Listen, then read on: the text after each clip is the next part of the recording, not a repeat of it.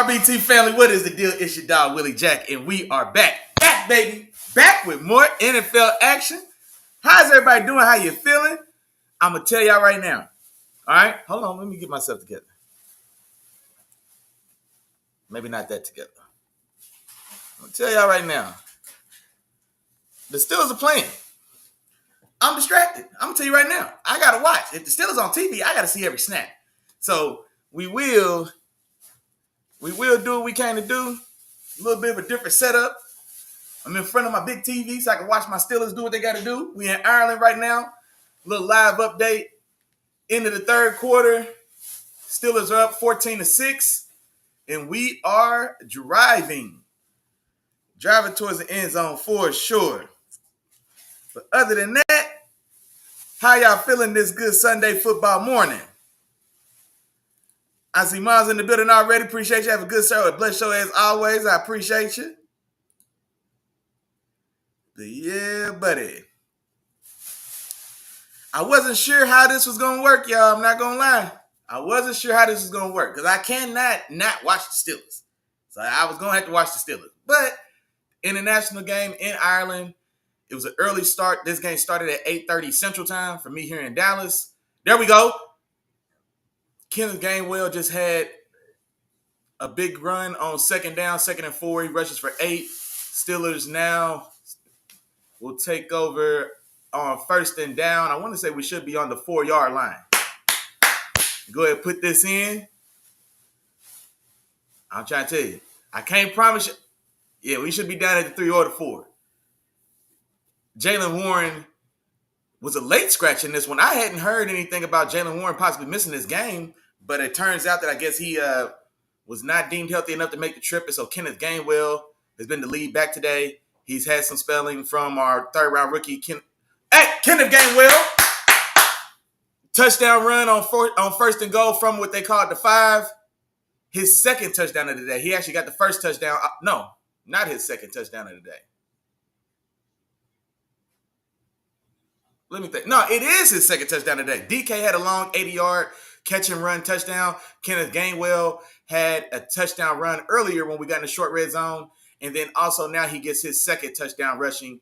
This one a 5-yard touchdown run as we wind down in the third quarter. But how y'all feeling today? And I'll tell y'all what, another thing as well, while I wait for everybody to get in here and get real comfortable, get real situated. I'll go ahead and speak a little bit about the Thursday night game, the Thursday night recap. So the Seahawks go on the road to battle the Arizona Cardinals, and honestly, this one was it was pretty one-sided for the bulk of this game. The Cardinals still struggling to find their rhythm, and I guess namely or more specifically, the rhythm between Kyler Murray and first-round draft pick. A lot of hope, lot of high hopes, a lot of high expectations. He comes from a fantastic football lineage. His dad, Marvin Harrison Sr., a Hall of Famer, longtime go-to number 1 option for Peyton Manning and those Super Bowl winning Colts team. And so, that is a big shadow to come out of for sure. But he's just not playing up to his ability at all, man. Especially for the bulk of this season and the majority of that game, especially the first, let's say, 2/3 of that game, big drops, miscommunications, possibly running the wrong route. There was some talk about whether or not he adjusted wrong on what he ended up turning into a fade that Kyler threw it out. And so just those little inconsistencies and things like that, not playing with a lot of confidence, dropping passes. It didn't seem like he had that style of issue coming out of Ohio State. And so I think a lot of the stuff going on with him is confidence related. But then also in that same game, the Cardinals find a way to get back in this game in the fourth quarter. Did they score all 20 of their points in the fourth quarter? I feel like this game was pretty one-sided. I can't remember exactly, but I want to say they scored the bulk of those 20 points in the fourth quarter, if not all.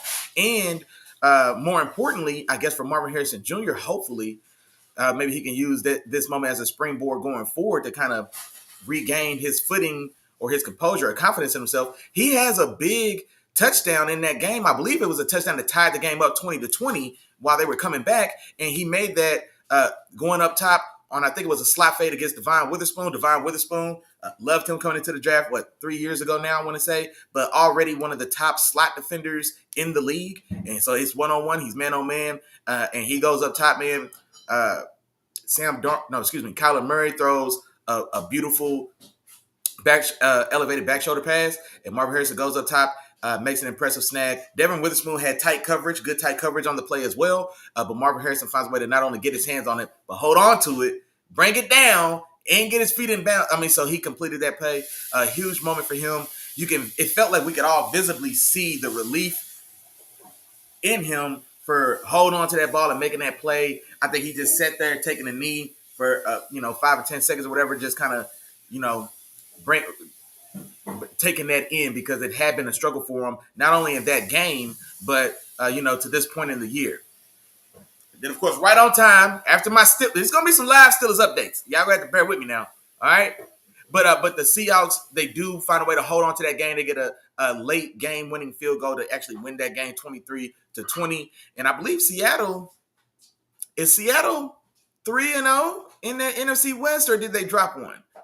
They may have dropped one. They may be 2-1, but I do believe they're firmly in the mix in that NFC West. The Rams, off of I'm going to say a bad loss to the Eagles, a game in which they were in firm control for the first half of football. And then also the Niners, quietly now, still very competitive. They actually had a very close win themselves last week against the Cardinals. And so this is a very tightly contested nip and tuck division to this point. And I still think Seattle has a good chance to run away with it. I thought the Cardinals may be a dark horse here in this division, that they may be able to, surprise some of these folks. But that doesn't appear to be the case. It looks like this division, to this point, for my money, is going to come down between Seattle and the Los Angeles Rams. And it is yet to be seen just how far the Niners and the well-oiled machine that they are, just how far they could carry, carry on the way they are, still remaining competitive, but not being without Brock Purdy, Mac Jones being in, Mac Jones playing pretty good ball, right? And then just the rest of the injuries they've dealt with, how long they can remain kind of in competition for this division with the Seahawks and the Rams. Hold on. Okay. 2nd and 10, the Vikings handed off to Jordan Mason, goes left tackle, stopped at the line of scrimmage for no gain. Just hit the 2-minute mark in the third quarter of the Steelers-Vikings game for sure. Oh, come on, Jay. Oh, no. Jalen Ramsey pulls up, grabbing his hammy. Come on. I can't have that, Jalen. I can't have that. Joey Porter Jr. has already been out since week 1, I believe, with a hamstring injury himself. Slade's been had some bumps and bruises that has knocked him out of games for a stretch. And now Jalen Ramsey pulls up lame, and he's sitting down getting his hamstring worked on. Good pressure from the Steelers. Sack on 3rd and 9. I believe that was Keanu Benton. Yeah, that's Keanu Benton with the sack. I think TJ Watt got in there to help finish it off at the end, but I think that's a sack for Keanu Benton. He needed that as well, man. It's been a rough start to this year for Keanu Benton, our nose tackle. He's definitely more of a pass rushing style nose tackle for sure, or nose guard, but he's been getting bullied, man. He's been kind of singled out as the weak link in that defensive front. Him and our young guy Peyton Wilson, and teams these first 3 weeks had really made it a point to run right at him and right at that left side, him and that inside left to Peyton Wilson. And so, like I said, it's been a rough go for Keanu Benton, so it's good to see him make that play. I know that was definitely big for him, man. So he's been hearing it from the fan base as well. I won't lie, we've been on his you know what about his run defense, man, because it's been atrocious, to put it politely. But moving on, I'm gonna go ahead and get started into some of these games. So first up on the docket this week, we've got Washington on the road at Atlanta. Give me Washington 28-17 in this one. Atlanta really puzzled me, man. That performance last week. You go, it is on the road, division opponent in Carolina, but yet and still, man, they get spanked in that game 30-0. Michael Penix has a very rough game. I think he threw 2 interceptions in that one as well.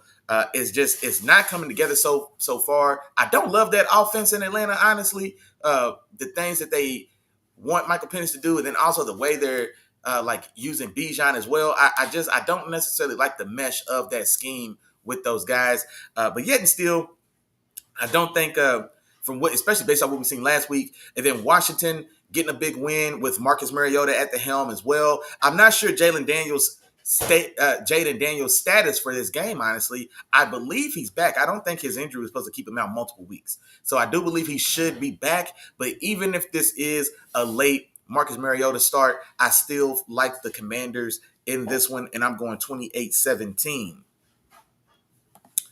Let's see.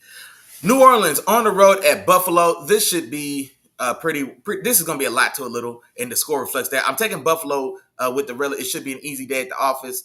I'm going 30-10. So normally when I do a score like 30-10, that's just a lot to a little. I'm expecting a one-sided blowout. This could be 44-6. This could be 30-0. This could be 28-3. So I'm going 30-10, lot to 0. I don't expect the Buffalo Bills to have much of any resistance in this one. I believe, is Tyler Shuck? I thought I had seen or heard something that was mentioning that Tyler Shuck the Saints may be ready for him to make his debut or to step into that starting lineup. And so, which won't matter, but we'll see. I'm not sure officially if who's got the start today between him and Rattler. Like I said, end of the day, it won't matter. And so, give me Buffalo a lot to a little. Big Josh and the boys should coast in this one at home. Now, this next matchup, this is a very interesting one for me. So, we've got Cleveland on the road at Detroit. Now, Detroit, which did, just really dominated the Ravens just last week, just out-physicaled the Ravens. Really, David Montgomery, an absolute animal in that one. Jahmyr Gibbs getting that hard, steady working man's work, working man's pay. 22 carries for, I want to say, roughly 65 yards, but 2 touchdowns. But David Montgomery, definitely the guy gashing that Ravens defense, 12 for, I think, $150 and 2 touchdowns in that one as well. And so the Detroit Lions are coming off of a very impressive win on the road against Baltimore. Now they get another AFC North opponent in the Cleveland Browns. Now this Cleveland Browns team, for one, playing like the best defense in football, absolutely, and finding ways to keep themselves in a lot of these games outside of that week 2 blowout to the Ravens. Now, also, they caught the Ravens fired up after embarrassing themselves and giving one away against the Bills. And so I think that definitely gave a little extra punch to the Ravens. But yet still, outside of that, this Cleveland defense has dominated every offense that they've faced. And they found a way to steal some of these games, as evidenced by that Packers game last week, a very impressive win. And so Cleveland in this one, I don't expect them to win. I'm not going to go that far. I'm still going to take Detroit in the win. But I do think that this is going to be a very ugly, hard-fought win for Detroit. I know this score looks a little spread out, 23-10. And honestly, I think that's which is going to be a full 2-score game, right? I don't necessarily think this game is going to be as one-sided as that 2-score spread I have in the final score maybe lends you to believe. So I definitely think that Cleveland's defense, and particularly their run defense, right? I don't expect Detroit to find the same success they had running the ball at will like they did at times against the Ravens. I don't foresee that at all. I also really like Denzel Ward in that Cleveland Browns secondary. I'll take Denzel Ward against just matching up against just about anybody, right? And so Amon-Ra St. Brown, J-Mo, he's up to that task. Greg Newsome's playing some pretty solid ball. They've got those young guys. Isaiah McGuire stepping into as the full established counter starter edge, bookend to Myles Garrett. He's been playing well. Mason Graham has been playing well. I know I saw his pressure and win rates are damn good, rushing as an interior on that rookie defensive line. And so this team has a lot of pieces all up and down that defense to make life hell for any offense they face. I don't expect anything different in this game against Detroit. And then also on the other side of the ball, Cleveland may have found a little running game of their own. Quinshon Judkins, there was a delay in getting him signed. There were some off-field issues he was working through. That gets squashed, and then he signs. And then last week, he has a very productive day. I think 18 carries for over 90 yards. I think he had a touchdown as well. He had a long run in that one. I think of like 30, 35, maybe even 40 yards as well. I mean, so they may have found something there. And then Dylan Sampson as well as a speed complement. And so this Cleveland team, like I said, they're still limited, especially offensively, especially in that passing game. The inconsistencies with Jerry Jeudy. Flacco, is old and brittle as he is, he can still find a way to get it done if you give him a chance. But he's really got to kind of pick his spots. And so Cleveland's done a pretty good job in thus far in the season, and that defense keeping games close enough to where that offense and that special teams unit can give themselves a chance to win. And so interesting to see how Cleveland holds up or what they do in this one. This is a very intriguing matchup for me. I honestly plan on watching quite a bit of this game, man, as I make the rounds around the league for sure. But, let me see. Keep it moving. Carolina on the road at New Orleans. Give me Carolina on the road at New England. Give me New England 21-17 in this one. Carolina with a very dominant win last week over the Falcons. And then the Patriots, honestly, it can't be no ifs, ands, buts about it. Giving one away. Had my Steelers on the ropes, right where they wanted them, had all the advantages, and then just kept finding a way to take points off their own board. Now, mind you, our defense has something to say about that, right? Interception in the end zone, a forced fumble at the goal line that we recovered. And so, we made those plays. Also, another interception that was dropped that Drake made through. And then 2 more fumbles. So 5 total turnovers there. So not to let them off the hook. But definitely a game that they should feel that they let slip away. And now they're back at home against a Carolina team that's traveling to see them. Carolina, I don't think nearly as good or as talented or as forceful an opponent as last week's game against the Falcons in the 30-point shutout would maybe have you believe. But I do expect New England to get this done. I'm going 21-17. Now, next up, we've talked about this for a few weeks, for I think 2 weeks now. Dart starts, man. The Russell Wilson experiment has finally come to an end in New York with the Giants. Jackson Dart is slated to make his first start. It is at home, I guess, which may be the only silver lining in this one because it is against a very stout and competent opponent in the Los Angeles Chargers, who are rolling, man. The Los Angeles Chargers, I think we talked about this a couple weeks ago as well, a top 5 team. And you know what?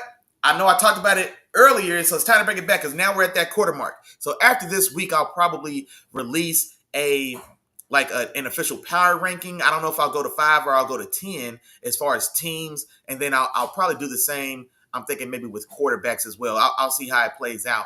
But I did want to get to this quarter mark of the season before doing so. But thus to this point, I mean, the Chargers are a top 5 team in this. They're playing like a top 5 team in this league for sure. And honestly, they may not be 5. And so they're playing very well defensively and offensively. Shout out to Jim Harbaugh for really, and I've talked about it, man, from what it looks like to me. He's really, I think Justin Herbert is playing with a different level of confidence, different than at any point that we've seen thus far in his career. That's a kudos directly to Jim Harbaugh, if you ask me. And I definitely expect the Chargers to roll, man. I'm going 27-14 in this one. Jackson Dart, the thing about it is, and for him going forward as well, is it's not going to be so much about the wins and losses. Nobody, I think, expected this team to set the world on fire. But how does he look in these losses? Like, we want to see just progression. We want to see ability. We want to see that it's not necessarily too big for him, that he has the chops to, develop and evolve and bring himself along, especially based with his the draft status that he had. Who's that in the building, man? Oh, my dog, Keandre the Slid. Hey, come on, man. See, I appreciate you, dog. Come on, man. My dog Keandre in the building, man. He said, put the comments up. I got you. I appreciate you, homeboy. But yeah, man. I ain't gonna lie. It was a little bit of a late start today, man. My Steelers, we playing international. The game came on at 8:30. So, I definitely had to be tuned in and locked in for the Steelers game. And then time stuck up on me. I planned to go live, right? But time got to me, man. I ain't gonna lie. I got caught up. We had a little bit of a late start today. But we here. We doing what we got to do, man. We rocking and rolling, man. We moving on along. We moving on along for sure. And then actually, it's a commercial break right now, but I'll get some live updates on the status of the game. But right now, my Steelers are ahead. Should be 21.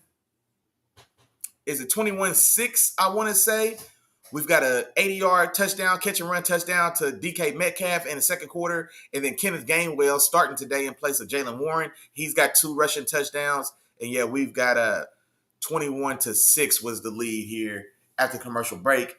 Couple big plays. This has been a pretty exciting game. Or maybe for me, you see what I'm doing? Big nation business. But I've been locked in, man. And so some big plays in this one. Big play TJ Watt with an interception off a deflection in this one as well.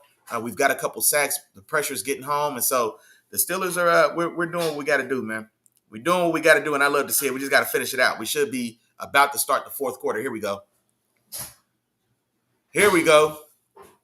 And matter of fact,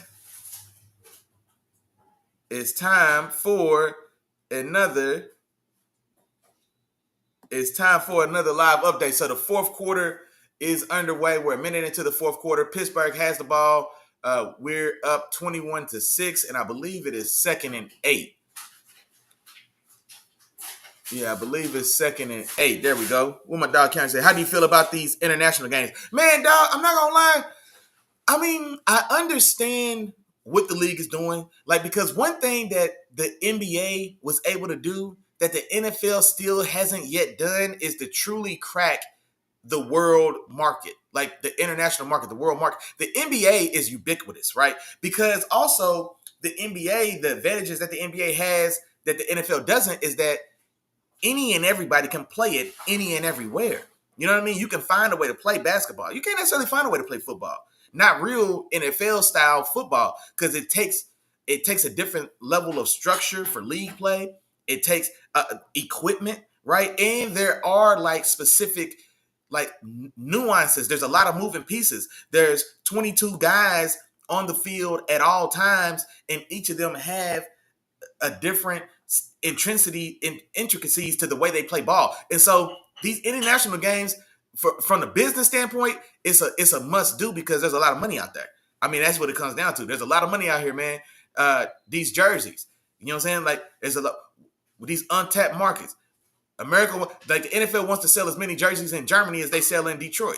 You know what I mean? They want to sell as many posters in Ireland as they sell in San Francisco. You see what I'm saying? So I do definitely understand it from the business perspective. For the teams, I think it can be a little bit of an issue because it's the way the scheduling hits. Sometimes it feels like there may at times be a team that gets the kind of the short end of the stick scheduling wise. Like maybe it fits into a heavier, a rougher stretch of your schedule, or if you're coming off of a short week the week before and now you've got to travel and do an international game. Also, one of the teams has to sacrifice an official home game as well. So there are some disadvantages, but at the end of the day, I think I understand it, and I think it makes sense business-wise. If I'm Roger Goodell, I ain't going to lie to nobody and say I'm not going to go out there and get that international money. Ain't no way in the world. And I think that's anybody who's making money or running your own business, or you the breadwinner for your family, or just whatever the case. If you making 2 and you see a way to make 4, you're going to try to make 4. So I ain't mad at that at all. So I definitely understand it. My dog Keanu said he thinks that you push a flag football internationally, but jet lag is real, and I think it's a lot to ask of for the scheduling. No, and that's true. And see, the flag football is definitely been a thing that is like becoming more and more prevalent, especially over here as well. Like flag football is football's AAU circuit, right? And so there is definitely a big push there. But that's still the thing, Keandre. Like flag football it's not football. You know what I mean? And that's why, and the reason why I can say that is because they're talking about making flag football an Olympic sport, right?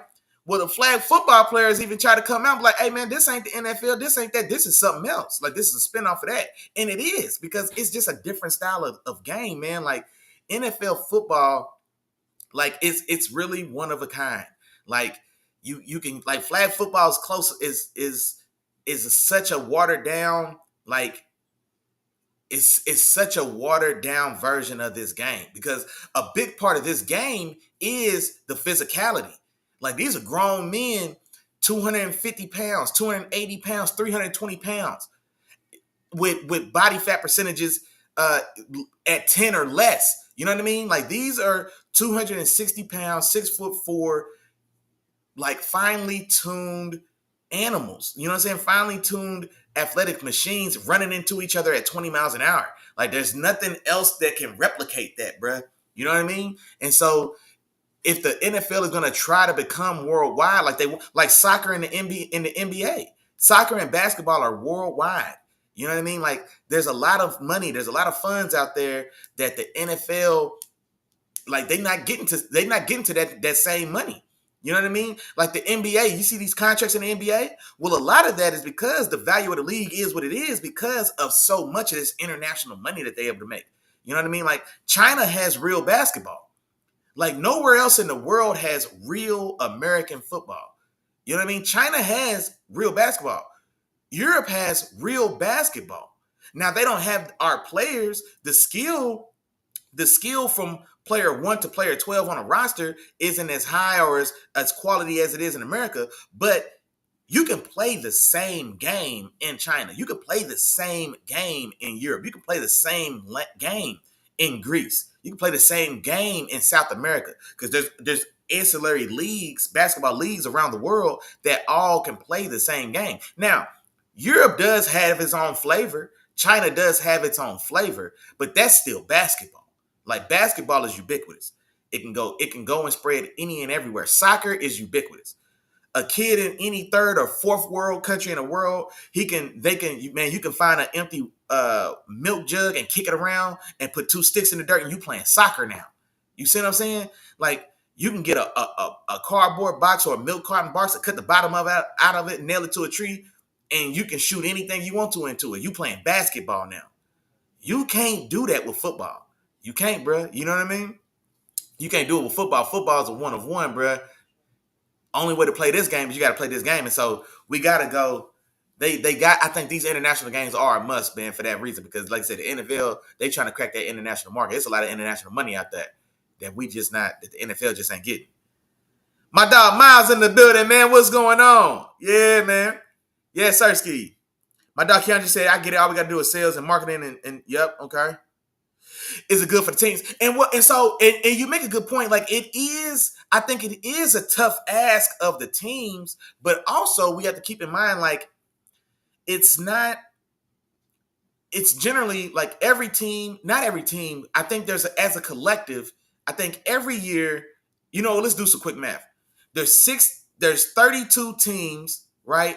And 32 teams play 17 regular season games. So doing some very quick spot math, or you know what? No, let's say 16 teams because each team matches up against another team. So we've got 16 matchups spread across 17 weeks. 16 times 17. Give me a second.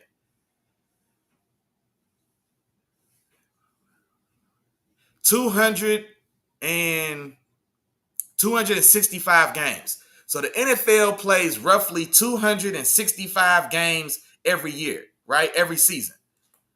Of those 265 games, only 4 are international games. I think every year there's like 4 international games. And that number's increased. It started out, it was like 1 or 2, right? So I think now they're up to 4. They had the opening game with your Chiefs in Brazil. We've got this game in Ireland. There's going to be, if there hasn't been already, there's going to be a game in London. Normally there's always a game in London.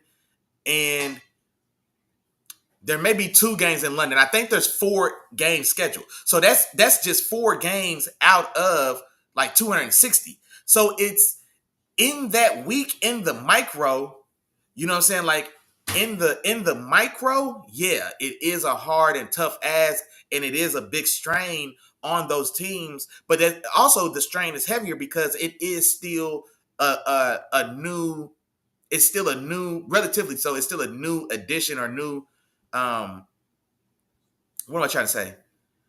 It's not yet like a norm. And so there is always going to be a period of adjustment as these things work themselves out. But also keep in mind, I think now that we're like a decade into these international games. So now teams have like been able to craft like necessary procedures and etc. to be able to handle this. Because here's the thing about it as well, Keandre, you know what I'm saying? Like, an away game is an away. Like once you on a plane, you on a plane. Because you know what I'm saying? Riding on a plane, like now a longer plane ride for sure is more uncomfortable, but it is still like those issues are exacerbated, but they're not brand new issues as far as jet lag and like travel fare and or not travel fare, but just accommodations and being in a new place. So those things aren't like new issues, but they are exacerbated because we are going so much further. So let's say a team in Seattle that may play on the road to Miami, bro, that's like a 5-hour flight. You know what I'm saying? And so that's still those same disadvantages are present, right? And it's a 3-hour time gap. You know what I mean? West Coast time, Pacific West Coast to East Coast, it's a 3-hour time change. So those type of problems still exist in the current iteration of scheduling. Now they're just exacerbated because now instead of a 5-hour flight from Seattle to Miami, well now it's a 9-hour flight or a 10-hour flight from Minnesota to get to Ireland or Pittsburgh to get to Ireland.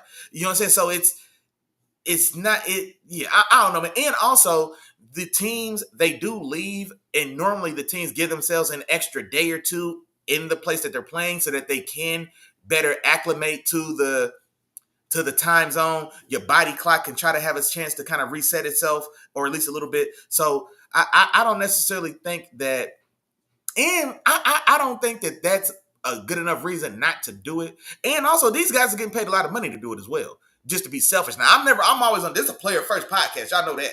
You know what I'm saying? I'm not trying to say that screw the players you're getting paid. I'll never feel like that. But at the same time, Tua Tagovailoa making $55 million a year. I don't give a damn if he wants to play in Luxembourg, Germany, or damn Great Britain, or the Isles of Man. You know what I mean? For $55 million a year, bro, get your ass over here. Period. You know what I mean? Like, in my mind, I'm not gonna lie. We ain't asking them to go to the moon.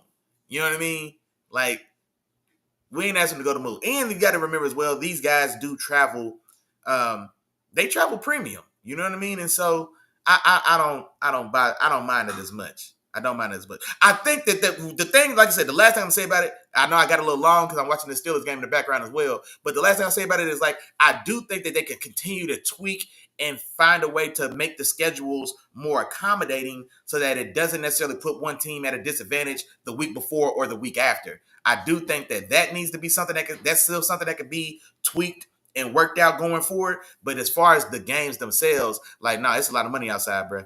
It's a lot of money out there. NBA and soccer is getting that international bread. You know what I mean? And the NFL, for as dominant as it is in America, on the world stage, man, American football is, I don't know if it's a top 5 sport in the world. It's the number 1 sport in America. I don't think it's a top 5 sport in the world. You know, soccer being number 1, NBA is going to be in the top 3, right? On the world stage, track and field. You know what I mean? Like, or it may be like just as like I mean, so I say all that to say, like, no, I think these international games, man, that's too big of a market for the NFL not to do everything they can to tap into. And they are still trying to find a way to make this a world game. You know what I mean? Like, they still try to figure that out. They tried NFL Europe like 20 years ago to have a subsidiary league strictly based in Europe. Kurt Warner played in that league. I think James Harrison played a little bit in that league. You know what I mean? And so they are trying to find a way to make this a world game. But the problems that I talked about before with football being so, it's specialty, like pads, like the intricacies of the game itself. I mean, so it's a challenge, man. It's a challenge. My dog Miles said, "Hey, ubiquitous, present, appearing, and found everywhere." Hey, that's y'all word for the day, man. That's y'all. Hey. You know, I give y'all a free one every day, every show. Now that's y'all free one for the day, man. Ubiquitous. There you go. He said, my dog Karen said, cricket and rugby and golf are both way bigger. Yeah, for sure, bro. Yeah, for sure. Oh, here's a little update for y'all, man. So we just hit the 8-minute mark in the 4th quarter. The Vikings are driving. They are in the red zone. They are down 24-6. Wentz steps up, throws one to the end zone, and he looks like he got one on a busted coverage to a backup running back in the back of the end zone. He gets his toes in. Xavier Scott, what looks to be a touchdown. They'll review it to make sure he got both toes in. Yeah, he just ran a wheel route. He ran a wheel route on Jalen Ramsey, and Jalen Ramsey didn't sync with him. Well, which may be tough because I would think he's right on the line. They're going to have to take a look at that and zoom in. He's right on that back end line. he may have got it, or his right heel may have been on the line. I'm curious to see how they rule this one. But that's a tough one. I think it was a good call. Jalen Ramsey's playing. He's playing cover 2. No, that's a touchdown. That's a super impressive catch, especially by a backup running back. That's a super impressive catch. And the Vikings will go for 2. They're down by 12, so it's 24-12. They're going for 2 to see if they can make this a 10-point game instead of an 11-point game. Oh, and the 2-point conversion is good. Vikings tighten this game up 24-14, 7 minutes and 50 seconds left in this fourth quarter. Man, I can't talk. But no, that was a hell of a catch by that running back. For sure. Let me see, where did I leave off? I think I left off with the Chargers on the road against the Giants with Jackson Dart making his first start. Give me 27-14. Now, the next one, there's a couple good games today. This for me could have been a game of the week. In a different week, this might be a game of the week. Philly on the road at Tampa Bay.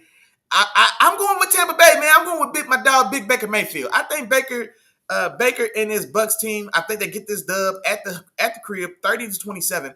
And here's the thing about it, man. When I think about it, the Buccaneers really have matched up with the Eagles over these last few years. What was it? 3 years ago, I think, in the opening wild card game that year after the Super Bowl, where the Eagles had that rough year. They had the 2 new coordinators. I think they did make the playoffs as the 5 seed or in the fall to the 5 seed. They go to Tampa Bay. I think Tampa Bay won that wild card matchup game, if I'm not mistaken. Or if they lost that game, it was a very tightly contested game, a game they probably should have won. But I feel like they won that game. But they've had the Buccaneers have had a lot of success matching up against this Eagles team.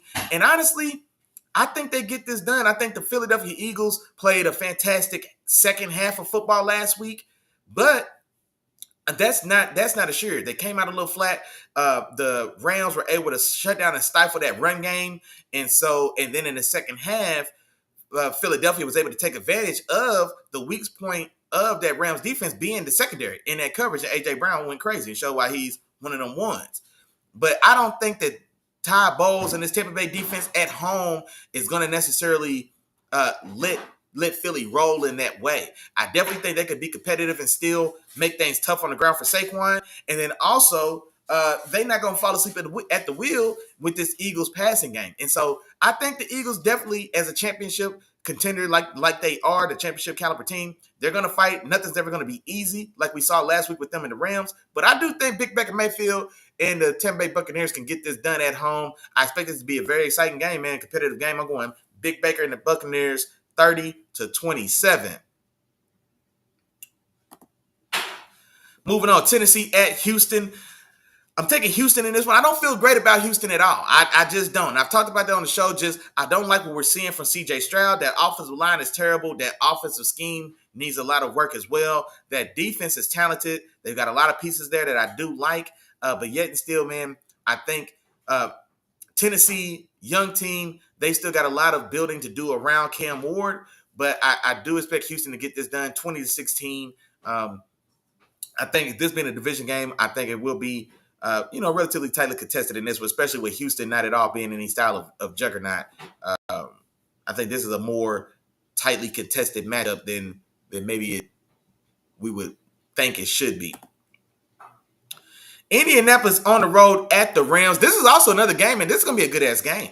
And so Danny Dimes, his resurgence or rebirth in Indianapolis, Jonathan Taylor running dominant, 100 yards and 3 touchdowns last week.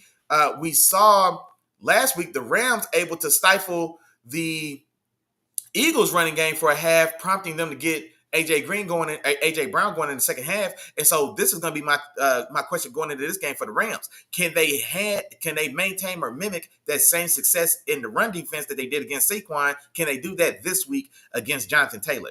Another team that definitely wants to They want the running game to lead this team. And so can they put this game into Danny Dimes' hands the same way they did last week with Jalen Hurts? Now, Jalen Hurts stepped up to the occasion and handled his business. So can they force that style of game onto Danny Dimes, and then let's see if he's this new iteration, this guy that we've been seeing here lately, or does he revert back to the guy that we saw for the bulk of his time in New York, where he's a little He's got happy feet, and that his accuracy wanes as he starts to see when he starts to pay attention to the rushes and is unable to keep his eyes downfield. So I think this is a very interesting game. I think it's definitely still a winnable game for the Colts, because if they are able to get that run game going, and now Danny Dimes can still hit those deep hole shots and those deep crossers off of play action and things of that nature. If he can also use his own legs to kind of keep the defense honest and keep that backside from just crashing down and giving Jonathan Taylor a chance to really make an impact. So this is going to be definitely a tighter matchup. I am giving the edge to the Rams in this one, 28-24. But this one for me, man, if this was in Indianapolis, I think I may have went with the Colts, but I'm going to go with the hometown Rams in this one. My dog Keanu said off topic, but he has to say he has a new respect for the Mexican monster. Okay, and you know what? I saw a post. I didn't hear or listen to the interview or the clip, but I saw something. I saw something where David Benavidez had, I guess, shared some thoughts or spoke on Terrence Crawford in that fight. So yeah, I need to go back and hear that. He said he gave Terrence his respect and kept it P in a recent interview. That's commendable outside of Tennessee. For sure. And bro, I've always been a fan of Benavidez, dog. I really have. And this is the thing, because David Benavidez for me has been a pound for pound fighter. I want to say for several years. Like, he was on my personal pound for pound list. I feel like before he's on a lot of lists now. I feel like I had David Benavidez as a pound for pound fighter 4 years ago. In my mind, in my estimation, you know what I mean? And so I'm definitely a fan of his. I wanted him to get that Canelo fight. I think he was gonna put some paws on Canelo. I'm not gonna lie, just too big, too tough. His hand speed is crazy, especially at that size. So I'm a big fan of David Benavidez. So I definitely got to go back and tap in and see what he had to say for sure. Hey, now hold on. Here's another thing. Why you didn't distract me real quick? It's football Sunday, so we're not gonna get off track today. But real quick. How do you see the fight going between Benavidez and Bivol, or Benavidez and Beterbiev? Like, how do you see either of those two matchups going for Benavidez? I'm curious to see what you think there. See, moving on, Jacksonville on the road at San Francisco. Give me San Francisco to get this done, 24-17. I don't have any trust or faith in Trevor Lawrence. That's no secret. And then honestly as well, this offense is still not hitting on all cylinders. They're still trying to find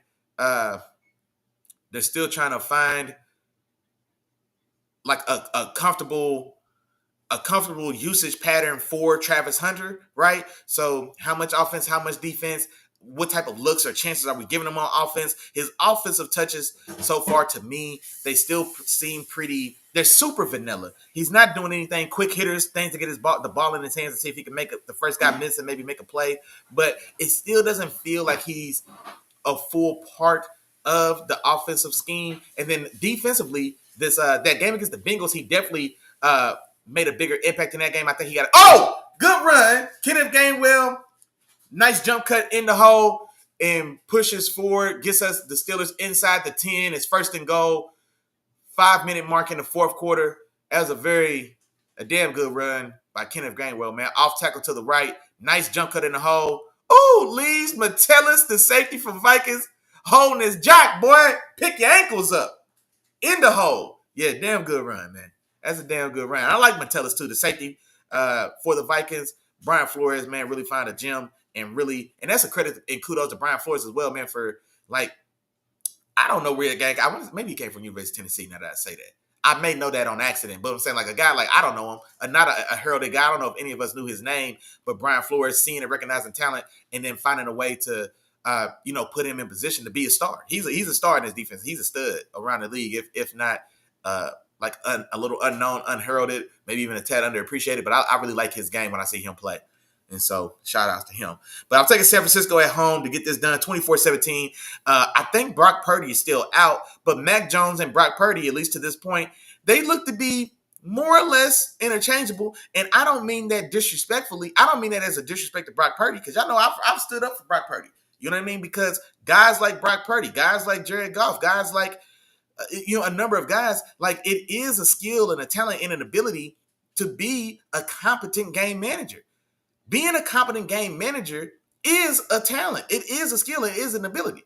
Now, is it as like, does it require the heavy lifting that being a star like a Josh Allen or Lamar Jackson or a Patrick Mahomes takes? Well, no, right? But also, you don't have to be that guy to win footballs and to win football games and win championships. And so I don't discount necessarily those guys, and I don't mean it as a knock for Brock Purdy when I say that Mac Jones is capable to function effectively in this scheme for sure. But A-Rod almost got one, man. Threw one over the head of Ben Skoranek into the end zone, 3rd and goal, 4 minutes left. This touchdown, it's a 10-point game right now, but a touchdown here really should ice the game. It should. Strange things have happened, but 3rd and goal, I do want to see my Steelers get this one in, man. Punch this one in, and let's really put this one away. So I'll keep y'all tuned in and focused. Next, Baltimore on the road at Kansas City. This one has the feeling of an old school just grudge match, man. This is Ali Frazier 3. This is the Thriller in the middle. Thriller in Manila. Kansas City. Hey, this is the Thriller in the Killer, man. Shout out to my dog Miles. Short pass to A-Rod to Gainwell on a Texas right out the backfield. He stopped short of the goal line. 4th and goal from, I think, the 2 or 3. And it looks like A-Rod's waving off A-Rod waving off the special teams. A-Rod patted him. Hey, y'all chill. Okay, let's do it. Let's do it, A-Rod. 4th and goal. I want to say we on the 2 or the 3. A-Rod staying on the field.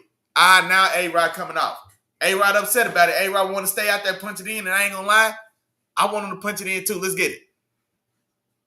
Offense wants to stay out there. Okay, we got a timeout. But the offense is trying to wave off the special teams unit. They want to, no. Special teams came out. It looks like some confusion whether or not, now the Vikings call a timeout. Hold on, now this Steelers game is heating up a little bit. I got to see what we're going to do. I don't know if the offense is going to stay out there or the special teams. It looks like Boswell started to come out. Rodgers is trying to push him off. There's a couple timeouts. And now the offense is coming back out. Okay, hold on. We're going to get back into that Baltimore-Kansas City game in a second.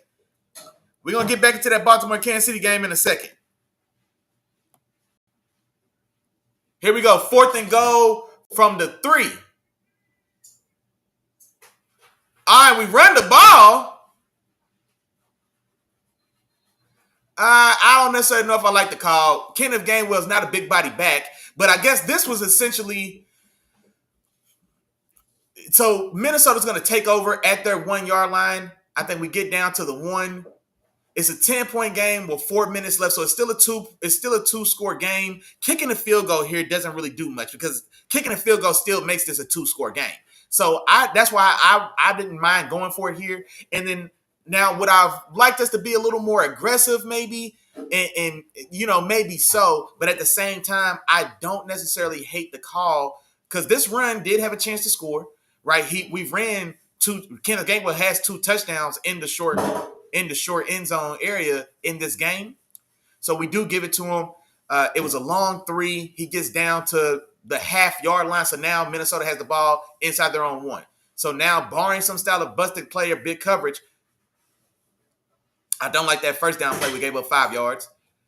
But I don't hate the call. And I don't hate that call at all. And I know people are going to complain about the conservative nature of it. And especially if somehow the Vikings find a way to make up 10 points in 3 minutes coming out of their own end zone from the 1, they'll blame that play on Tomlin or whatever. But I understand that play call. I definitely do.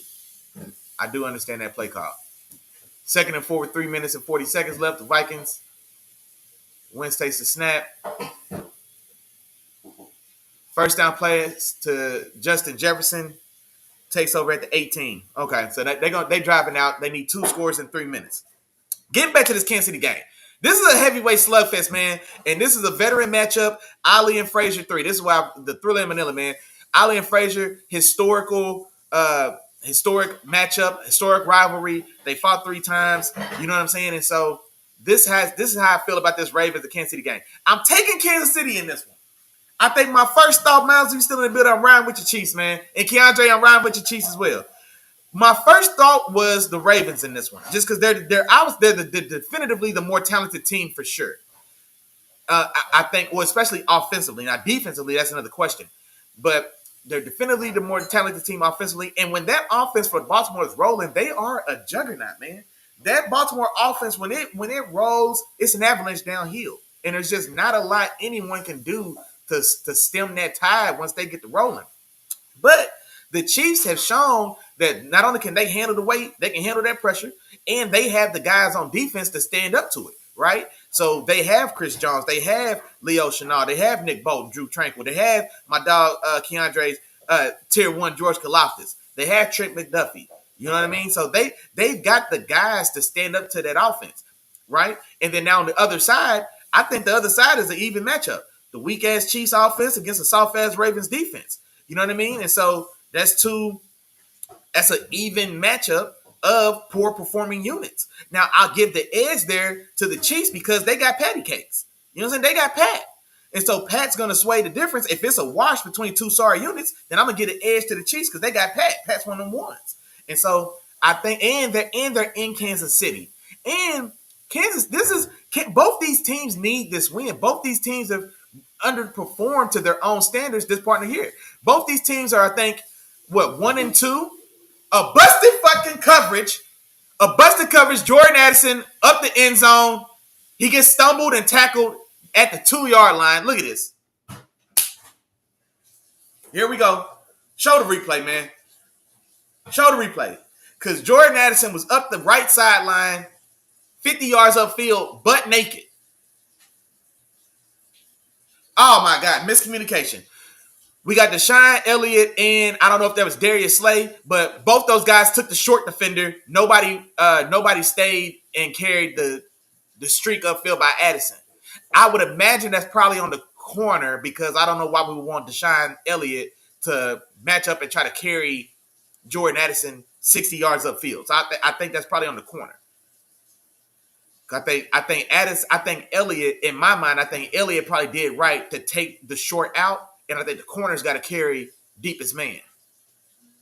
That's what I would think. But I'll have to go back and see that when I get the chance to look at some all 22 type of foot. Tip ball in there! Oh, my gosh. Okay. But, yeah, man. So, both these teams need a win. Both these teams 1-2.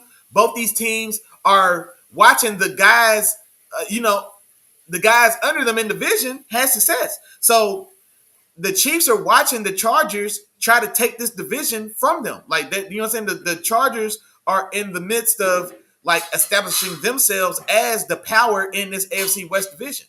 The Ravens maybe aren't necessarily facing that same style of threat that the Chargers present to the Chiefs or even the Broncos present to the Chiefs, but they're still at the bottom looking up in this division. They're at the bottom of this division. A dropped interception on the goal line. Come on, Wyan Thornhill. 4th and goal, 2 minutes and 13 seconds left. My Steelers trying to finish out this game against the Vikings. Dropped the interception on the goal line from Wyan Thornhill. Come on, baby. Come on. Let me see it.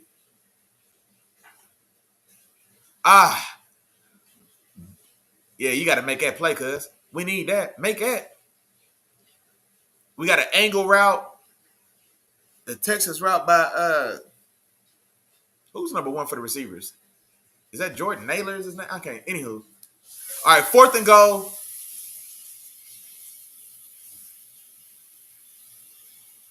A hold on TJ Watt, my God. All right. Touchdown Vikings. Yeah, Jordan, that was Naylor. Okay, yeah, number 1. Hard play action. Naylor leaks out into the flat. And so it's a touchdown. Vikings 20-24. 2 minutes and 8 seconds left. They should. Oh, I wonder. Now here's a question for y'all. Vikings are down 20-24 right now before the extra point or 2-point conversion. Yeah, hard play action and guys just got just stood there. Peyton Wilson should have carried Naylor out into the flat. Instead, I think he puts his eyes on Carson Wentz. PQ is coming backside, so he's going to pick up Wentz. Peyton's got to stay with his guy in the flat. I'm talking football schematics, man. I wish I could show y'all what I'm looking at so I can explain this stuff. But we're going to get there one day. We're going to get there one day, man, so I can show you how that defense should have flowed.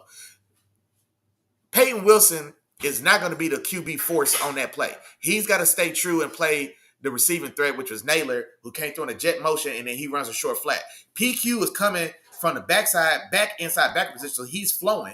So in his flow, he's got QB flow. He's got QB force coming from the backside. So Peyton's supposed to carry through, and we pass those things along. But, it is what it is, man. It is what it is. 21-24, 2 minutes and 8 seconds left. Minnesota should be set to kick off to my Steelers. So it's a big 2-minute drive, man. 2 first downs and we take this one on home. 2 first downs and we go home. Elijah Robinson in the building. What's going on? My dog Keon just said Henry fumbles 4th game in a row in a critical moment in case he wins by 10. I don't know if Derrick Henry needs to fumble no more, man. I don't know if he could take another fumble, man. That man almost let his eyes leak on national TV last week, man. 4 weeks in a row, man. I don't want to see him go out like that, man. I don't want to see that man cry on TV. I don't want to see that man cry on TV. Keandre, don't do it. You said win by 10. What's the score? Give me the score. Y'all gonna win by 10. But no, I definitely think this is gonna be a nip and tuck game, man. I don't know. I gave Kansas City a lot of points in this because it's gonna take some points. I do think the Ravens are gonna score. The Chiefs, I think y'all will make it tough. Y'all will make it difficult for sure. But I don't necessarily think you'll stop the Ravens offense. So I do think they'll score. So it's going to take points to score in return. And somehow, some way, Kansas City goes for an onside kick. The Steelers recover it, but it looks like it may have been a timeout. Oh, okay, Steelers, we called a timeout right before the kick. Right before they kicked the onside. Okay. You know what? With the new overtime rules or with the new kickoff rules, you can't surprise onside kick anymore. I forgot that. So you have to declare there's going to be an onside kick, and the other team lines up. And so that's what just happened. But for whatever reason, maybe we didn't like what we were looking at. We called the timeout right before the kick, and then we ended up recovering it. But it looked like the Vikings didn't go full out to rush it as well either. So we'll see here. Onside kick, I believe, number 2 coming up. And we'll see. My dog, Day One Game, Jarrell, that slid in the building. What's going on, bruh? He said Baltimore's due for a win, and he's taking Baltimore 27-24. And yeah, I went back and forth on this one, man. My first thought was Baltimore, but then the more I thought about it, man, Pat being at home, this is the 3:00 game. Okay. Steelers recovered the onside kick, the official one now. Roman Wilson recovers the onside kick. 2 minutes and 7 seconds left in the 4th quarter. Steelers are holding on to a 3-point lead in this one. 2 first downs and we go home, offense. 2 first downs and we go home, offense. My dog Keandre said he's going 31-21 Kansas City. Okay, 31-21 Kansas City. Baltimore due for a win, 27-24. Okay. Yeah, I ain't gonna lie. I think this go back and forth, man. I think I have it a 1-score game to signify because this is a toss-up game for me. I think Pat can find a way to get this done, especially if they closing in the mix in the 4th. It's not many guys I'm going to take in those situations over Patty, man. And especially being at the crib, man. Pat seems a way to find a way to get it done. Hey, Keandre or Miles, what's that receiver y'all got now? Thornton. Is it Taekwon or not Taekwon? But y'all found it was a guy that made a couple big catches last week in that Giants game. Is it Taekwon Thornton? But I want to see if Pat's able to grow that. Can that be is that the deep threat and the take the top off the defense threat that this offense has to have to really to thrive and to function effectively? Is Taekwon Thornton? I want to say it's Taekwon Thornton. Y'all correct me if I'm wrong. I think his last name is Thornton. But can Patty and him build off of that last week at the Giants and make that a consistent threat in his offense? Because if they can do that, then especially when you get Rashee Rice back after week 6, who's a guy that's going to work the intermediate part of the field, when you get Hollywood Brown back, when you get is Hollywood there and Xavier Worthy's gone? Yeah, but when these guys come in, so having that guy at Tyquan Thornton to be the legitimate deep threat that keeps these defensive honest will definitely go a long way to doing that. Okay, it is Tyquan Thornton. There we go. There we go. It is Taekwon. Shout out to my dog Chop in the building, man. What's going on, big dog? What's up with you, man? Yeah, Taekwon Thornton. Yeah, I want to see if we got to see if he's for real, man. Last week he made a couple big catches for sure, and so now this Ravens secondary, they got a lot of names, but the game ain't matching up.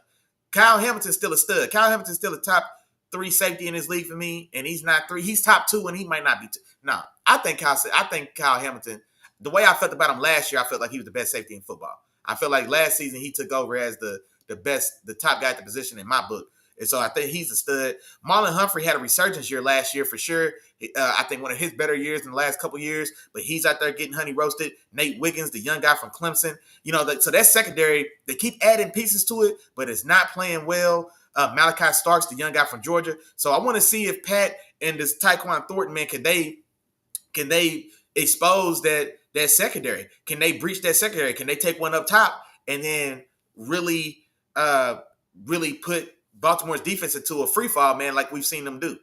My dog Chuck said Worthy's back this week too. Okay, that's big because I wasn't sure. That's why I said, okay, yeah, I wasn't sure. I wasn't sure if he was back or not. So good, he's back, and I know they still count down the time until Rashee Rice get back. I think Rashee Rice back after week 6, and so this will be a big one, especially in building out the rest of this offense because they still are trying to just rebalance this offense, right? It's still been a long work in progress. And so Tyquan Thornton can have a chance today to really submit himself as a function or a piece of this offense going forward, especially as guys start coming back, right? So it's, these seats are going to start being filled. And so he's got to make his mark if he wants to, be one of these guys that gets to have an impact on Sundays once everybody else gets back.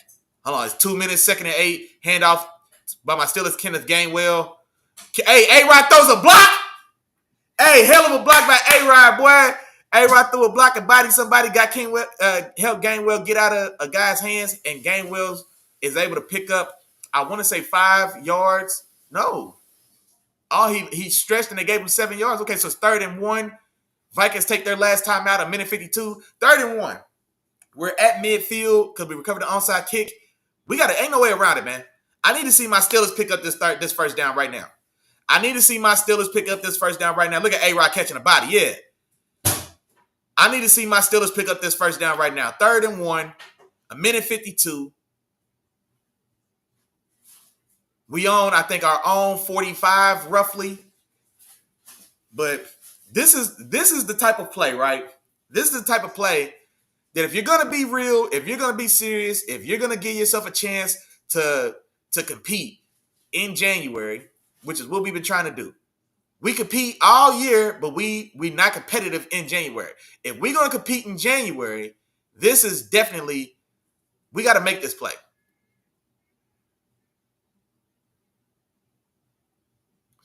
I don't like that already. We can't get, it looks like there was confusion on the play. Guys are trying to line up, moving around. We call our last timeout.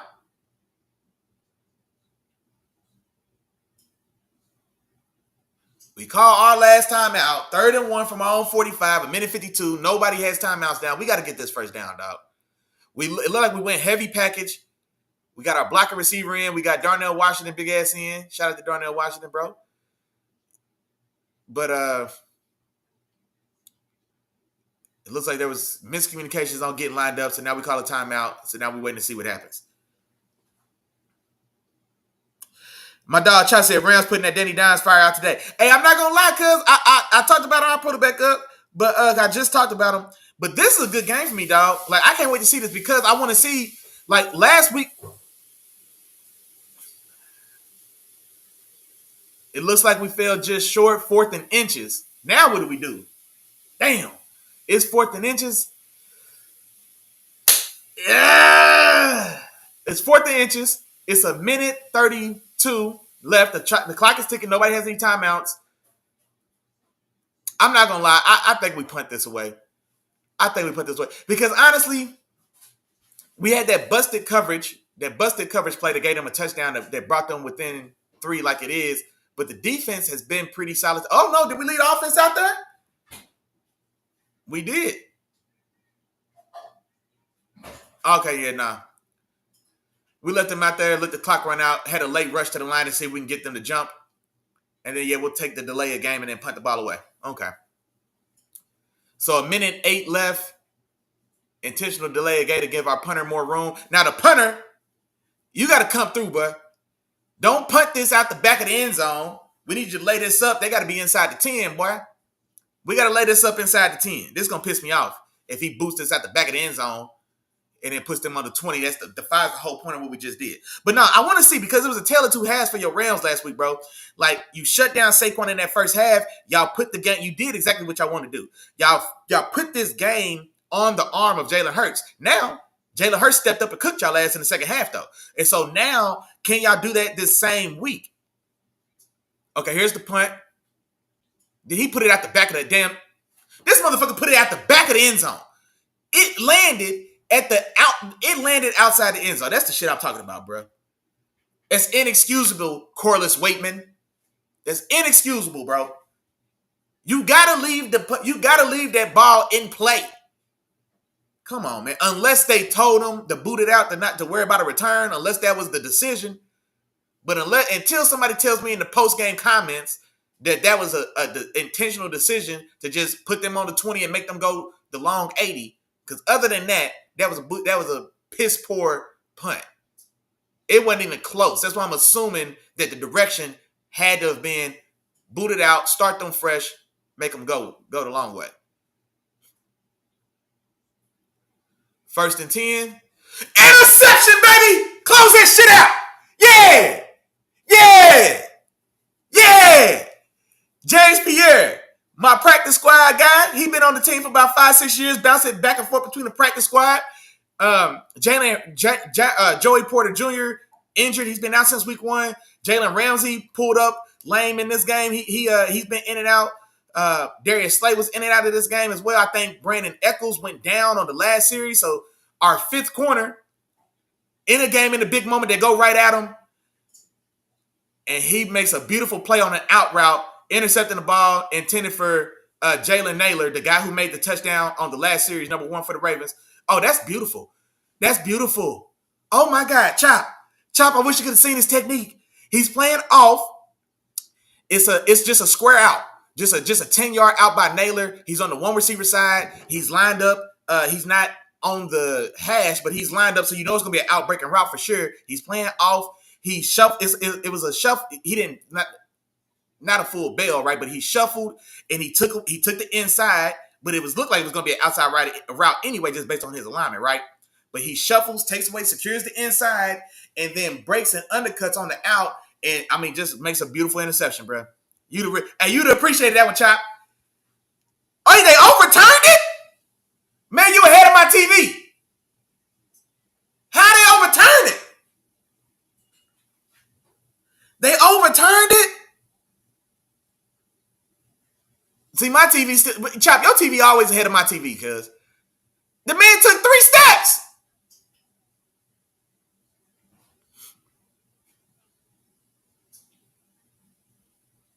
Come on, man. What are we talking about? They overturned it. Come on, man. Come on, man.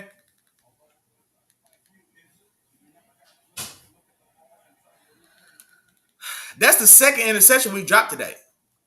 Or didn't come down with. No, the 3rd. We've dropped 3 interceptions. That one got overturned, and we dropped 2 others. TJ did get an interception today. Another one that could have been intercepted. Come on, man. Oh, now a flag. That better not be on us. Holding. Oh, my God. Holding on the defense. Come on, man.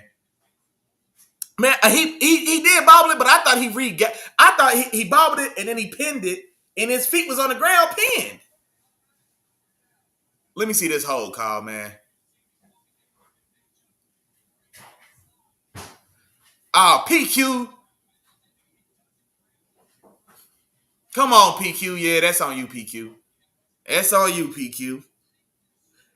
But now I want to see your Rams, man, because I think the game plan y'all had last week is going to be something that y'all should, or that would make sense for y'all to do this week, is bottle up Jonathan Taylor, right? He went off for 100 yards and 3 touchdowns last week. Can you bottle up Jonathan Taylor the same way y'all did Saquon and put this game on the arm of Danny Dimes? Now, last week when y'all did that, put it on, let's go, TJ!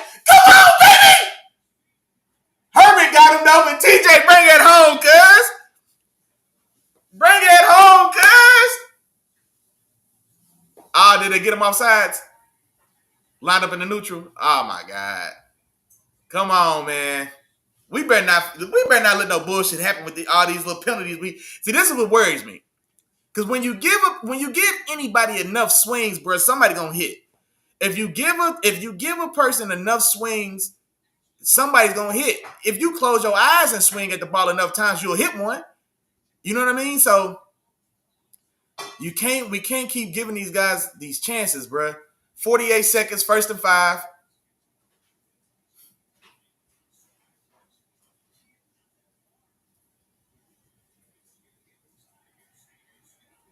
Come on, man. They trying to piss me off, Chop. They trying to piss me off. Can your Rams force this game onto the arm of Danny Dimes? And if so, if that does happen, can Danny Dimes step up and make those plays and make the throws that we saw Jalen Hurts do last week, man? So that's going to be the tale of this game for sure. But I am taking your Rams to get it done. Come on, man.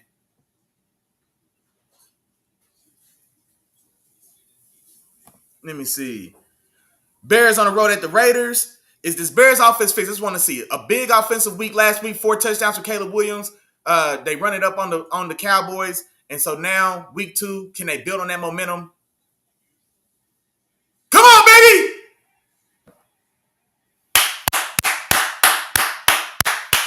Nick Herbig. Boys better know Nick Herbig's name, bro. Nick Herbig is going to be a $30 million a year rusher, bro. Like, Nick Herbig is going to make a lot of money when he hits the market because I don't know if we'll be able to pay him and keep him. We still paying TJ. We got Alex Highsmith, who's a damn good rusher himself. But, man, in my opinion, we can't let this guy out the building, man. We can't let Nick Herbig out the building. He's a $30 million man, though. I'm telling you right now. And it's intentional ground. Hell yeah. But Nick Herbig is a $30 million man for sure. Big play right there.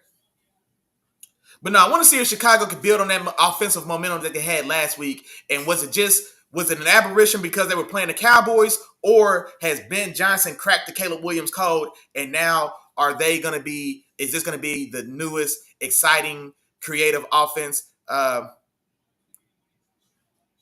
newest iteration of hold on. Y'all got to bear with me, man. 28 seconds, 2nd and 26. Don't spoil it for me, Chop, because you know your TV's ahead of my TV. So don't tell me if something happened. Hold on.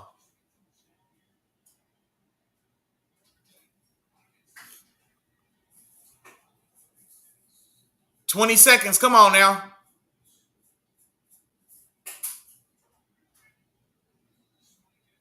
14 seconds. 14 seconds. We got to bring this home. Man. But I want to see if that Bears offense is for real, man. It was last week the start of something, or was last week just a blimp on the radar because you played the soft-ass Cowboys in that defense, right? So that's what I want to see in this one. I am taking Chicago 28-24. That Raiders offense, and I think me and Chop, we was chopping up on the show last week, man. They haven't found a way to get that run game going with Ashton Genty, a guy you take at the top of the draft, especially at the running back position. We know that how taboo that is in today's NFL. And so you definitely want and need to see more from him. Should be delay a game. What are we doing? Don't pump the clock. Delay a game. What are we doing? Yeah. What are we doing? Flag. Come on, man. My dog, day one game, Jerome, he's taking the Raiders in this from 27-20. Hey, Chop, man, hey, man, look, I almost knocked down my whole setup, cuz. You almost made me break my camera. Come on, dog, you can't play with me like, bro, I almost shoved this shit all the way over, bro. I almost shoved this shit over, dog. You gonna make me break this $700 camera, man. You can't play with me like that, dog. Day one game, Jerome, he's taking the Raiders 27-20. I mean, the Raiders got to figure something out. That offensive line hasn't played its best. Ashton Genty hasn't hit the ground running like you would have hoped he would have done, figuratively and literally, right? And then also that offense, man, they don't really have a consistent guy that. Did we drop another interception? Okay, yeah. Yeah. Yeah, yeah, yeah, yeah, yeah, yeah, yeah, yeah, yeah, yeah, yeah, yeah, yeah. Yeah, yeah, yeah, yeah, yeah, yeah, yeah, yeah, yeah, yeah, yeah, yeah, yeah, yeah, yeah, yeah, yeah, yeah. Let's go. Come on. Big Nation business in the building. Come on, man. Come on, man. You know, it's Big Nation business in the building. Come on, man. Yeah. Yeah, man. Look at my dog Ice Mike, man. I see what your aviators on, man. I see you play, boy. I see you play, boy. Let's go. Yeah. Carson Wentz, take your ass back to Minnesota, boy. Yeah, victory formation. Yeah, that shit looks sweet. Hell yeah. Yeah, the good guys hold it down. Hey, Chop, boy, I ain't gonna lie, boy. I'm telling you. Chop, you almost ended my podcast career because I can't buy another $700 camera. Man, this was a gift. My girl ain't gonna buy, she ain't gonna buy another one. She ain't gonna buy another one. You almost took me out of the game, man. You almost took me out of there. This week's game of the week for your dog. Green Bay. Make Green Bay on the road at Dallas. Micah's revenge. Micah returns to the Triple D Dallas. I can't wait. Give me Green Bay 30-24. I'm trying to tell y'all right now. If we put the over under on Micah Parsons sacks, and I'm not gonna make it easy, I'm gonna say 2. 2. If the over under is 2, Micah Parsons gonna have at least 2 sacks in this game. Because 1.5 is easy. If I put the over under at 1.5, I'll take that over because I can bank on 2, or even him getting 1.5, right? So he might push and get 1.5. You know what I'm saying? Or 2's not out the question. But is this a legendary revenge game, right? Because I think 2 plus make this an epic revenge game. Like how big a game can this be for Micah Parsons? Because that's that weak ass pass protection from the offensive line. Tyler Guyton don't want no parts of Micah Parsons. Terrence Steele don't want no parts of Micah Parsons, right? He knows his offense. He knows that snap count. He's heard Dak's snap count for 6 years, or for 5 years now. You know what I mean? He knows that snap count. He knows those formations, right? And he's as motivated and as fired up as any player we've ever seen play their former team. Like, I'm telling you right now, this can be a historical Micah Parsons. This might be the style of game that gets played in his Hall of Fame montage. Like when Randy Moss got passed over by the Cowboys and then goes to Jerry World and puts up 3 for 63 and 3 touchdowns. I'm looking for Micah Parsons to have his Randy Moss game against the Cowboys. That's what I'm looking for. Randy went 3 for 163 and 3 tubs. I'm looking for Micah Parsons to have 3 sacks, 2 forced fumbles, and maybe even pick one of them up himself and score. This is the type of all-time game that I'm hoping we get from Micah Parsons. And honestly, I think it's a soft target. That Cowboys offensive line, Jerry talking all that yin-yang, Jerry talking left out his neck. I think Micah's going to go out there and have himself a day. Now, y'all tell me, though, if I tell you the over-under on Micah Parsons sacks is 2, are you going over-under? Are you over? Hey, my dog Chop said now you can enjoy a nice Sunday full of football. You damn right, boy. Hey, I'm trying to tell you, this is the first game before the real game started. This could have ruined my whole Sunday. This could have ruined my whole Sunday, boy. But instead, now I tell you what I'm going to do. I'm going to have a celebration whiskey. I may even hit a little bit of my victory cigar. You feel me? Because the good guys won again. You see what's going on? Because the good guys won again. Yeah, man. But nah, give me Green Bay in this one, 30-24, this week's game of the week. Man, I can't wait to see this one. I can't wait to see Micah kick Jerry's ass. I almost feel bad for Dak. Because Dak, y'all remember Waterboy? Where Bobby Boucher started seeing his mama's face on all the other players? Right now, later on this evening now, Micah Parsons is going to be whooping Jerry Jones' ass. Jerry Jones going to wear number 88 today. Jerry Jones going to wear number 4. Jerry Jones going to wear number 30. Everybody with the ball is going to have Jerry Jones' face on when Micah Parsons is on the field, bro, and I can't wait to see it. My dog Monty's taking it over. Me too, bro. I'm telling you right now, if I'm Micah Parsons, I had to talk to Matt LaFleur. I had to talk to DC. I'm playing every snap of this game. I'm playing every defensive snap. I don't want to hear it. I don't want to hear nothing. I'm playing every defensive snap for sure. My dog Mine said my Parsons might have a historic game. That's what I'm counting on, bro. That's what I'm counting on. I think this could be a big one. I think this could be a big one. I'm telling you, I think this is going to be his Randy Moss game. Moss went 3 for 163 and 3 touchdowns. I think Micah's going 3 sacks, 2 forced fumbles, and a defensive touchdown, man. That's what I want to see today. And I think I don't think that's far-fetched at all. I don't think that's far-fetched at all. Yeah. I can't wait to see it, man. That's this week's game of the week for your boy. Monday Night Football. We got 2 Monday Night Football games this week, and one of them are exciting. But the Jets take on the Dolphins. The Tyreek Hill trade watch continues. I think it's only a matter of time before somebody's going to bite the bait. It feels like the writing has been on the wall. I am taking the Jets in this one. I'm not sure if Tyrod Taylor is still starting or if Justin Fields is back, but I just don't like what we're seeing from Miami. Tua arguing, going back and forth with Cam Newton in the news. Meanwhile, Tua talking about it's easy to talk, it's not easy to play in quarterback, talking about Cam Newton. Mind you, bro, Cam is an NFL MVP. Cam is a Super Bowl contestant. Cam was a college national champion. Cam was a Heisman Trophy winner. You know what I'm saying? So like you talking to Cam, like he responded to Cam Newton like he was talking to Skip Bayless. Like, bro, you forgot who you talking about, bro. You done forgot who you talking about. Like these guys that when guys get mad about, like, I'm going to say like Charles Barkley and Shaq from NBA on TNT, you know what I'm saying? So like when Barkley and Shaq be critiquing these players, and these aren't players that have, like, these aren't guys that have set themselves apart.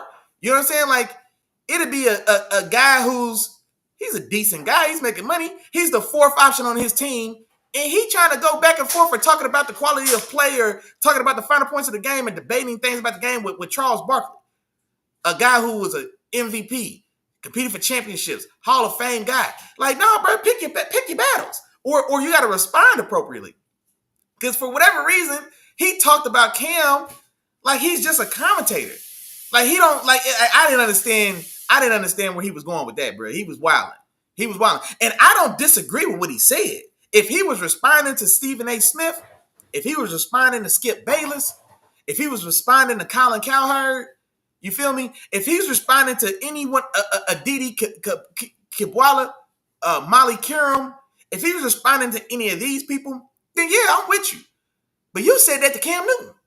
You ain't been where Cam's been. You ain't been to the highs that Cam's had. You haven't had his level of success or production. Like, nah, bro, you can't.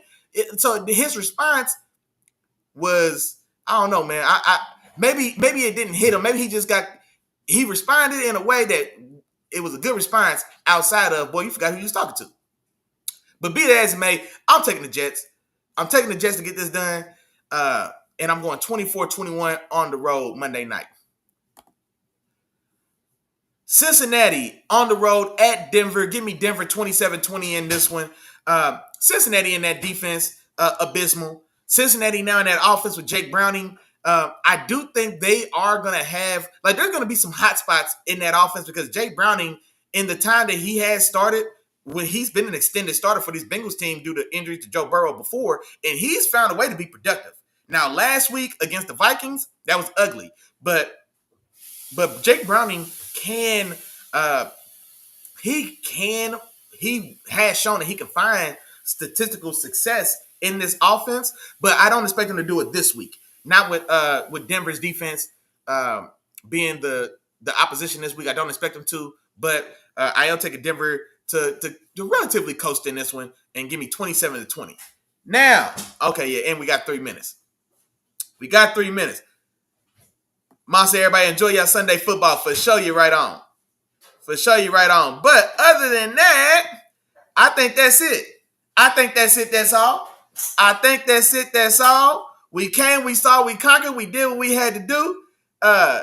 3 minutes left, so we'll go ahead and get out of here. My dog Miles, man, know what's going on. Appreciate you as well. Now, here we go. Y'all know what time it is. It's football Sunday for the rest of y'all. It's gravy for me. This is all. I ain't got nothing but gravy the rest of the day. You know what I'm saying? I ain't got nothing but icing the rest of the day. You know what I'm saying? The cake is made. You know what I mean? Everything for me is a free ride, so I'm going to definitely enjoy my football Sunday. I want y'all to do the same. Now, you know what time it is. Tell the wife, tell the kids, tell the husband. Get out your way.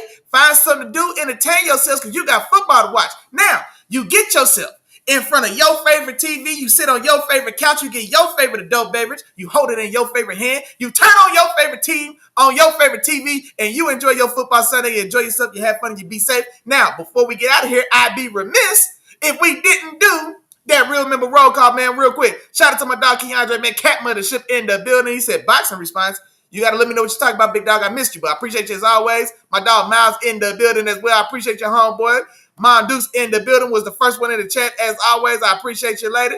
My dog, Chop, in the building for sure, man. Hey, and you know that. I can't wait to pull up right now, big dog. It's time for the victory parade about to start in my living room as we speak. Day one game, Jarrell in the building as well. I appreciate your homeboy. The rest of y'all, I'm trying to get you out here on time. I'm looking for you. Aaliyah Robinson as well in the building. I appreciate you as always for show you right. I'm looking for you. Damn. Y'all know what time it is. Say the same thing every week. Feel free to say it with me at home. If I forgot to say your name. Damn. Hey, for real? Hey, my bad. But charge it to my head and don't charge it to my heart. You know I'm thinking about your big dog. Hey, appreciate all love support, man. Appreciate y'all getting in here and rocking with your dog, man. I hope the rest of y'all Sunday goes as well as mine did. And unless your team is playing my team, good luck to you. Until Wednesday, 7 o'clock, tap in with your dog. Peace.